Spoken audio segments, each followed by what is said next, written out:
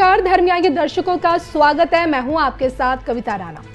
भारत से 7 समंदर पार जापान से एक ऐसी खबर सामने आई है जिससे पूरी दुनिया को चौंका दिया है। जापान जो अपने खान पान, अपने पहनावे, अपनी संस्कृति और अपनी तकनीक के लिए दुनिया भर में मशहूर है और आलम यह है कि जापान पर्यटक की दृष्टि से भी लोगों की पसंदीदा मुल्क है और यही कारण है कि पूरी दुनिया में जापान अपनी एक अलग पहचान हमेशा बनाकर रखता है। अब मैं आपको बता दूं कि हाल ही में जापान की सरकार ने अपने देश के रहने वाले जो मुस्लिम समुदाय के लोग हैं उन्हें शवों को दफनाने के लिए कब्रिस्तान बनाने के लिए अत्यधिक ज़मीन देने से साफ इनकार कर दिया है और इसके लिए उनका साफ कहना है कि अगर आपको अपने प्रियजनों की शवों को अगर दफनाना है तो इसके लिए आपको अपने पैतृक मुल्क जाना पड़ेगा। और इसके पीछे का कारण क्या है ये भी मैं आपको बता दूं, जो कि देखिए जापान में तकरीबन 2 लाख के आसपास मुसलमानों की आबादी है और ये जो आबादी है वो दिन पर दिन बढ़ती जा रही है और शायद यही कारण है कि कब्रिस्तान भी बढ़ते जा रहे हैं। लेकिन दूसरी तरफ जापान के जो बड़े बड़े शहर हैं, टोक्यो जैसे बड़े बड़े शहर हैं, वहाँ पे ज़मीन की भारी कमी हो रही है और इन सब को देखते हुए जापान की सरकार ने ये फैसला लिया है कि वो अपने मुल्क में रह रहे मुस्लिम समुदाय को ये बताए कि अब वो कब्रिस्तान के लिए, शवों को दफनाने के लिए और अत्यधिक ज़मीन नहीं दे पाएगी। अब अगर उन्हें अपने प्रियजनों को अगर दफनाना है तो उसके लिए अब उन्हें अपने पैतृक मुल्क जाना पड़ेगा। अब आप ये भी जान लीजिए कि जापान की जो अन्य आबादी है, मान लीजिए कि जो 90% जो जापान की जो आबादी है वो बेसिकली बौद्ध और शिंटो धर्म के रिवाज से जलाने वाली प्रक्रिया में आती है, यानी कि वहाँ पे अंतिम संस्कार शवदाह से होता है। यानी कि जापान के जो मूल निवासी हैं वो अपने प्रियजनों के शवों को दफनाते नहीं हैं बल्कि जलाते हैं और ये चीज़ देखिए इस्लाम में बिल्कुल अलग है। अब मैं आपको ये बता दूं कि देखिए हर धर्म में मृत शरीर को अंतिम विदाई देने की जो प्रक्रिया है वो अलग अलग है। आप भी जानते हैं कि इस्लाम में दफनाने की प्रक्रिया है और क्यों है, इसके पीछे का कारण भी बहुत बड़ा है। दरअसल देखिए इस्लाम में माना जाता है कि जो ये शरीर है, जो मृत शरीर है, ये बेसिकली अल्लाह की अमानत है और इस अमानत को अगर जलाया जाए तो ये पूरी तरह से अल्लाह का अपमान है। और दूसरी तरफ अग्नि को इस्लाम में नरक की अग्नि से जोड़ा जाता है और ऐसा कहा जाता है कि अगर आप अल्लाह की अमानत को अग्नि से जलाएंगे तो एक तरह से आप उसे यातनाएं दे रहे हैं और जो कि पूरी तरह से गलत है। और यही कारण है कि इस्लाम में जलाने की कहीं कोई प्रक्रिया नहीं है, इसे पूरी तरह से हराम माना जाता है और अंततः इसे यहाँ पे दफनाया जाता है। और इसके पीछे का एक लॉजिक ये भी कहता है, जो आपके जो इस्लाम को मानने वाले कुछ जो लोग हैं वो इसके पीछे ये भी तर्क देते हैं कि क़यामत के दिन सभी लोग जीवित हो जाएंगे और दफनाना इसी का एक प्रतीक माना जाता है। हालांकि अगर इसके उलट हम अगर सनातन संस्कृति में जाएं, अगर हम अपने हिंदू धर्म में जाएं तो वहाँ पे देखिए शवदाह कह सकते हैं या फिर अग्नि देना या फिर जलाना, इसे पूरी तरह से शुद्ध माना जाता है क्योंकि सनातन यानी हिंदू धर्म ये कहता है कि आत्मा जो है वो अमर है।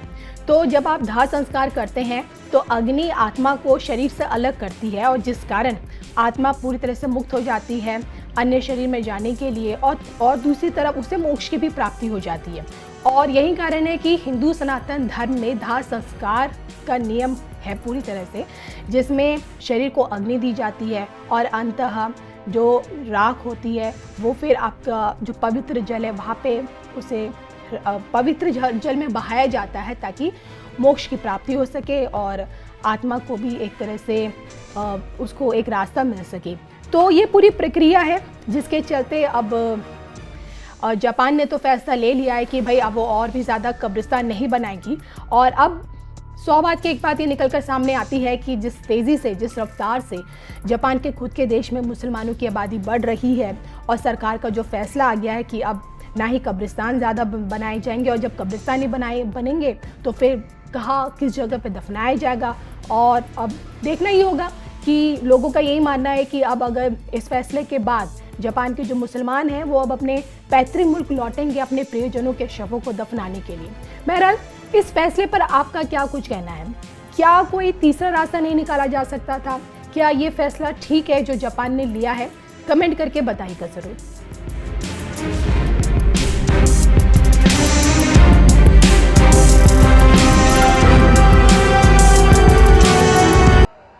स्वयं वहाँ के स्थानीय लोगों का ये तस्वीर है।